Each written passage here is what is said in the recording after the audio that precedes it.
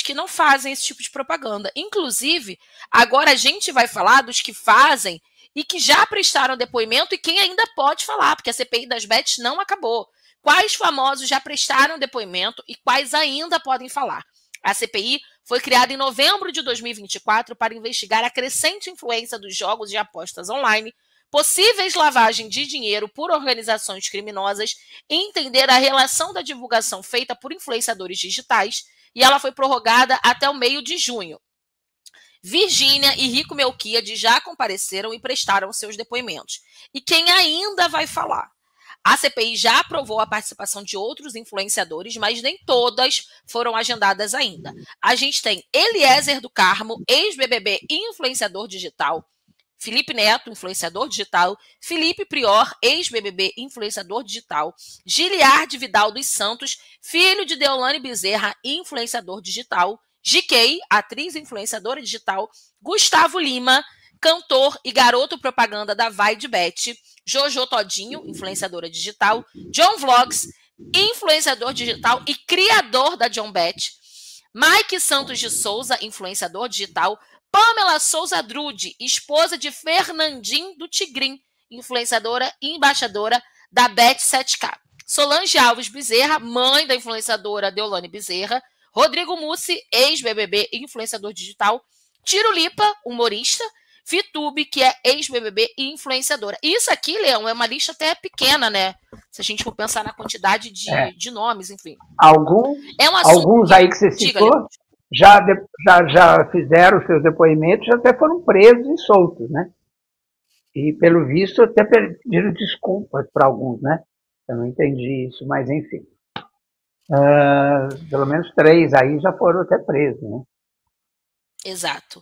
A Adélia Soares, ex-BBB e advogada da Deolane, também seria ouvida, né, nessa semana, mas ela conseguiu um habeas corpus no STF para faltar à convocação. Segundo a investigação, a Adélia se associou à máfia chinesa para abrir empresas de fachada de jogos de azar no Brasil. Ela teria criado uma empresa chamada Playflow, com documentação falsa em Suzano, São Paulo, tendo movimentado cerca de 2,5 bilhões de reais em operações cambiais fraudulentas para possibilitar a remessa das apostas ao exterior. Deolane Bezerra também não compareceu à CPI das bets em abril, com o aval do STF. Influenciadora também foi liberada da CPI da manipulação de jogos e apostas esportivas pelo STF em outubro de 2024.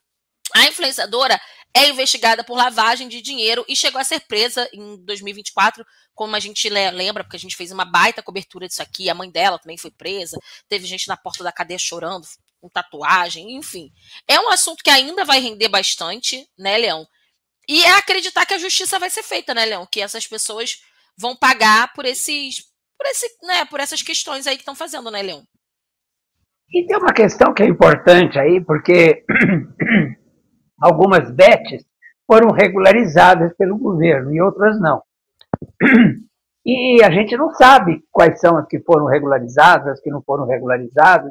A gente não sabe a fundo que diferença faz isso, ser regularizado ou não. Eu lembro que na época do jogo do bicho não, dos cassinos, na época que queriam regularizar os cassinos, o Lula propôs regularizar os cassinos e os donos de cassinos não quiseram, porque teria que passar por uma série de exigências de que eles não podiam cumprir e tal, e aí preferiram não continuar na clandestinidade.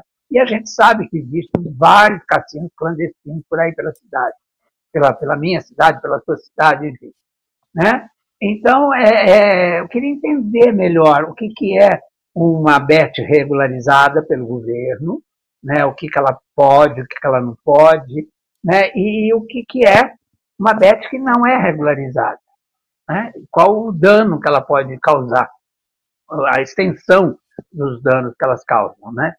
Acho que seria importante, claro que não aqui no nosso programa, que não é um programa para isso, mas como a gente fala aqui dos artistas aí, dos influenciadores que estão se prestando a isso, a divulgar esse tipo de coisa, acho que nem eles, né, que prestam esse serviço a essas empresas, talvez nem eles saibam o dano real que elas causam, né?